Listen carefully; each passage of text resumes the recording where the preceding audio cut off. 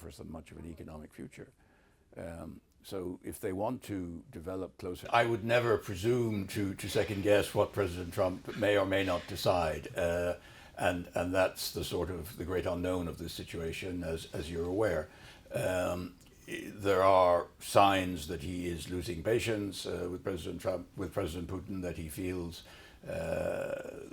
President Putin has perhaps not been completely straight with him in the discussions. Whether that will lead him to conclude that America should put additional sanctions on Russia is an open question. He wants to do.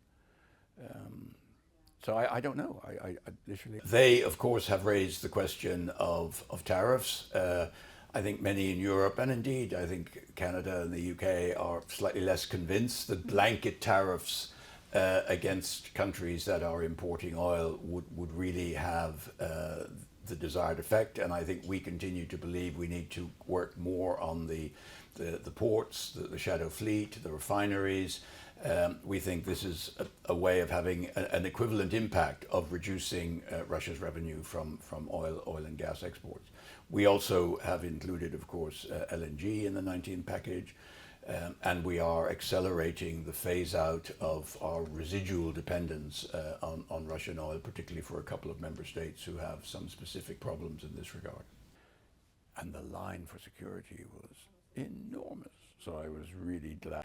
We know that there are a couple of member states, particularly Hungary and Slovakia, who have also technical problems because their refineries are particularly adapted to Russian crude, and it's difficult for them to easily switch to other sources.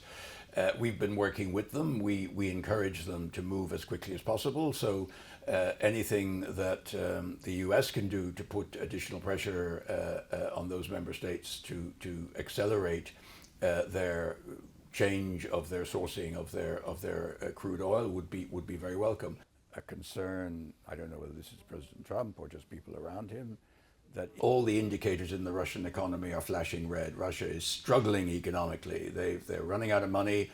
They are struggling with high interest rates, high inflation, with a squeezed labor market, companies being forced to take bad loans by the government to finance the war economy. So all of this is indicative of the extent of the pressure Russia is under as a result of our sanctions.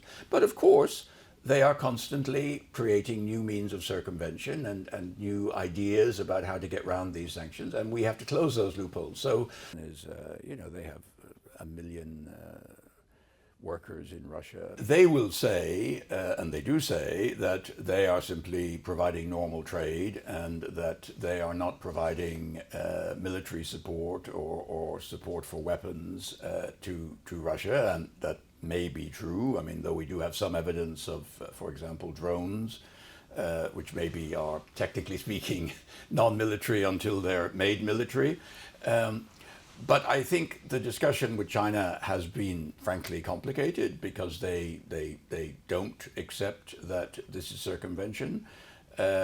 We obviously have different figures, and we do see evidence that China is a platform for the import and re-export to Russia of quite significant numbers of what we call battlefield goods. These are the advanced microelectronics that find their way into Russian drones and missiles.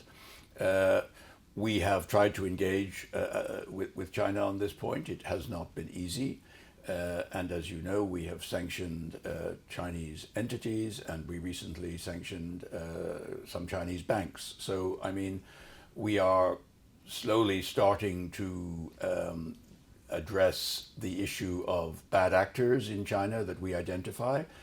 We would infinitely prefer to be able to have a more constructive systemic dialogue with China, but so far they seem unwilling to engage on that level.